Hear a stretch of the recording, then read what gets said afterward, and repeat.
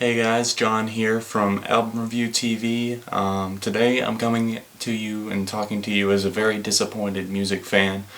A fan of Adam Young, a fan of Owl City. You can see this shirt here. I saw him on tour last year. One of these dates is on the back that I went to, somewhere on there. And even today, it's coincidental that this happened this way. I went out and bought his live album because I was on a tour for the All Things Bright and Beautiful tour last year, so I happened to buy the DVD today because I saw it on sale. And I came home and saw that the new EP had leaked. It's called Shooting Star, and it's got 4 tracks from the upcoming full-length album that's coming this fall or maybe even late summer.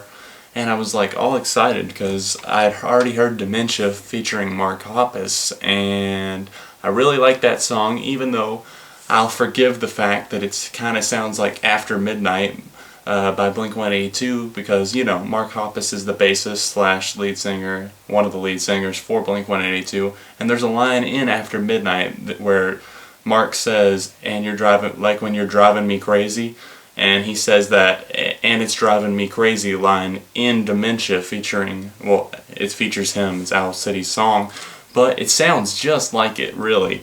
But I'll forgive that. But what I cannot forgive, and I don't, first of all, let me say that I'm not blaming Adam Young at all for this. I blame the record company. Universal Republic, that's who he signed to. I totally blame them for this. I know how the pressure is for pretty much, he's under contract with them. They want him to sell more albums. All Things Bright and Beautiful did not sell as well as Oceanized did, and they want to mix it up. They want to make sure that he's getting played on the radio. So what do?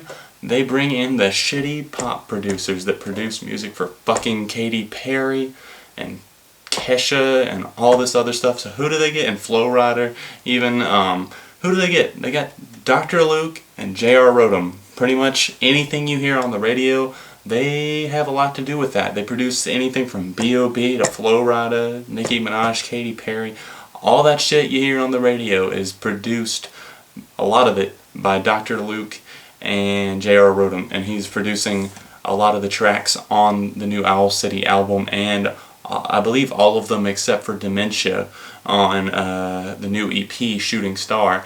And it's very obvious that Dementia is the one that was not produced by Dr. Luke, because it actually has like a guitar and synth feel to it and sounds like something Adam Young would create. He was very limited on his creative control on this album, or EP I should say. These are all off of the upcoming album, that's why I keep saying album.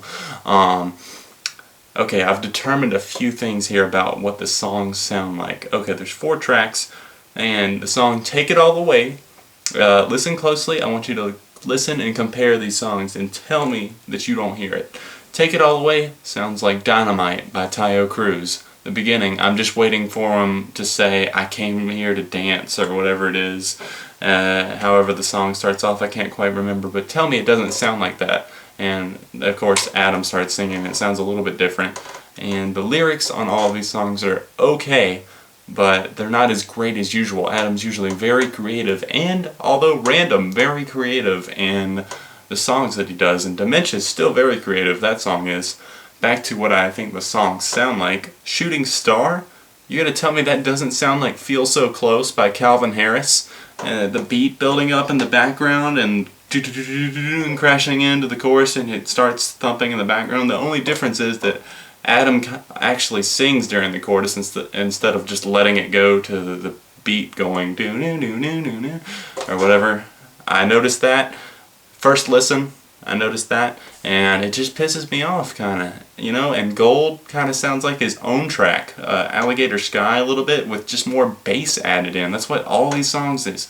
Do people have to dance to everything these days? Is that the only way they'll buy anything, is if they can dance to it?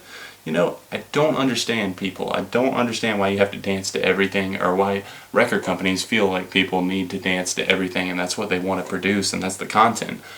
I really don't understand, because when bands like this, or solo, it's just Adam really, okay, All Time Low, they joined a major label, they changed their sound, backlash from fans, Not many people like that album a lot. At least not as much as the old stuff. And that's what it is. And then they don't sell as many albums. That album, Dirty Work, did not sell as much as Nothing Personal did. And this new one, even though it's got more beats, it never works when they try to make it more mainstream. People don't like it, therefore they don't buy it. Because the hardcore fans like Adam for his old sound and what he's notorious for and what he creates himself. Now, he did not have creative control for the most part on the production of this album. So, of course, the songs didn't turn out, even though he won't say it right now because, you know, he has to support the new EP and tell people to go get it or whatever. He didn't have what he wanted to do on this album. I can pretty much guarantee it because, I mean, you can hear the new direction. He went on a new direction in All Things Bright and Beautiful, but it still sounded like Owl City. You can hear kind of in Shooting Star at the beginning, it sounds kind of Owl City-ish. Here, I'll play a clip from it and you'll see what I'm talking about here.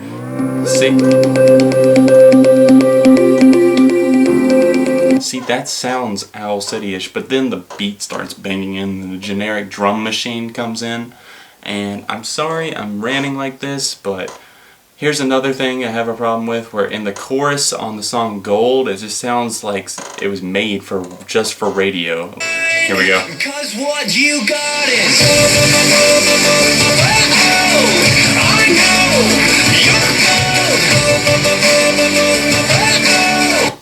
How generic does that sound? It's just them manipulating his voice, playing with the sound effects, and a beat banging in the background. Anyone can freaking do that. Alright guys, that's it for my rant or review, I guess. Like I said, I like some of the lyrics, and I just don't like the production at all, and it just kind of takes away. There's some instrumentation that's good in these songs, but it's taken away by the beats. It's so distracting, all you hear is the bass pounding in the background and the drum machine going. Not even a real drummer except for on Dementia, where you can actually hear the drums being played by a real person, I'm pretty sure. So overall, I give this EP a 3 out of 5, and a lot of that is for what I liked about the lyrics, the song Dementia as a whole. The guitar work on that was great, and the synths and everything. And Gold, I think, could have been a good song if, you know, it was stripped down some.